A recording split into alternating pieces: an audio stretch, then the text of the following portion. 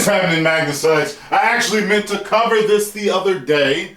And the name of this article, the title, it says Sony has no interest in making its PS5 games compatible with PS4.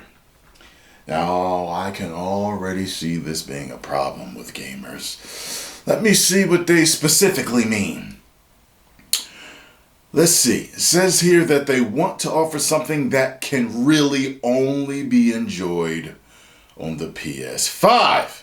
Ahead of its PlayStation 5 games reveal next week, Sony has shed more light on its next generation plans, revealing that counter to Microsoft's Xbox Series X strategy, it won't be making its PS5 games compatible with PlayStation 4 games.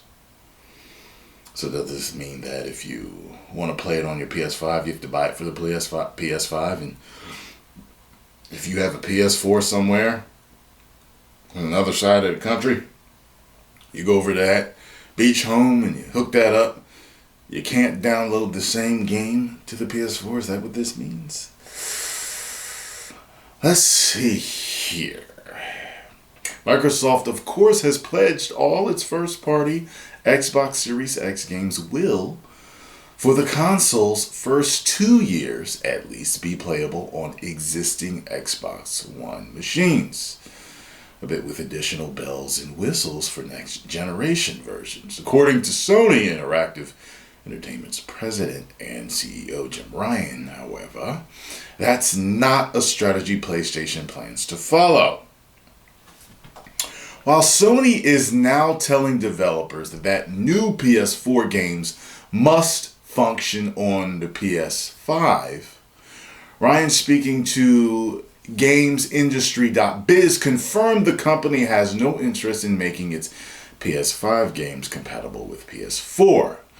We have always said that we believe in generations, he explained. We believe that when you go to all the trouble of creating a next generation console, that it should include features and benefits that the previous generation does not include.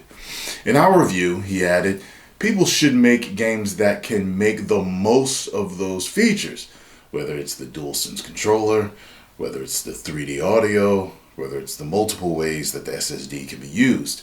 We are thinking that it is time to give the PlayStation community something new, something different that can really only be enjoyed on the PS5.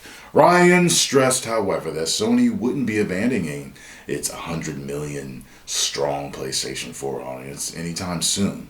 We have always felt that we had a responsibility to serve the PS4 community for several years after the launch of the PS5, he said, acknowledging that it represented a huge business opportunity for the company.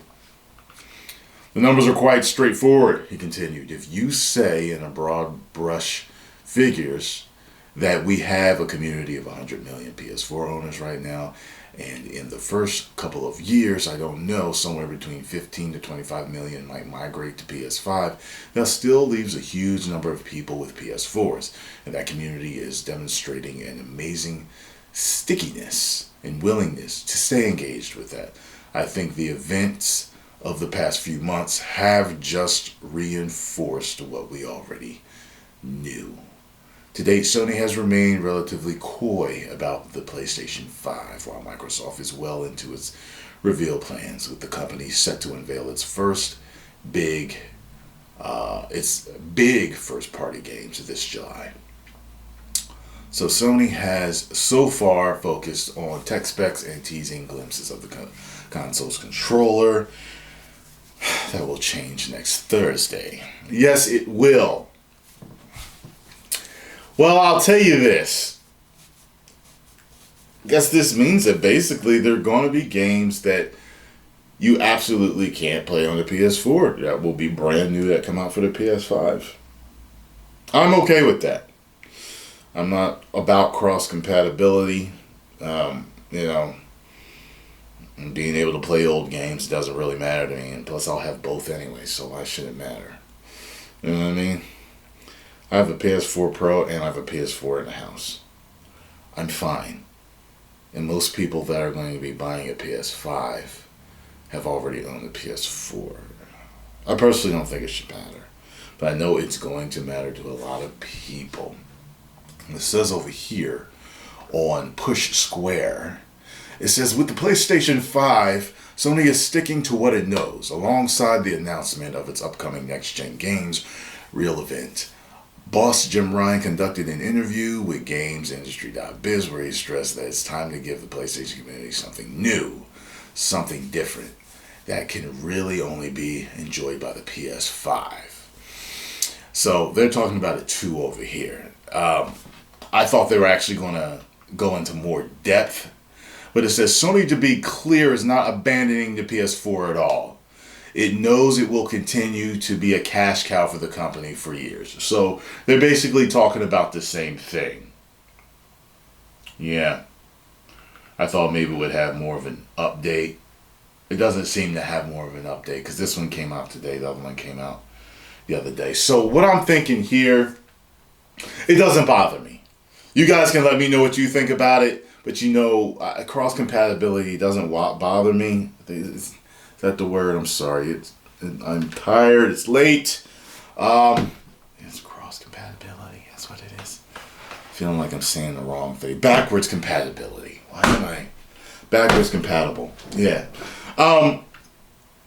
So sorry. Brain farts.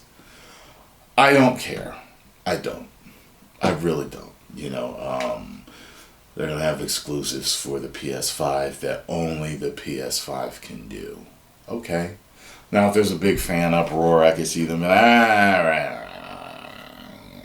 or release them for the PS4 too. I could see them doing that, but I don't care. I'm going to have both, so it doesn't matter. Both will be sitting on my entertainment system, and both will be hooked up. You get what I'm saying? Both will be hooked up, so it won't matter. Does it matter to you? Post your comments down below and let me know. 10 million subscribers. Woo!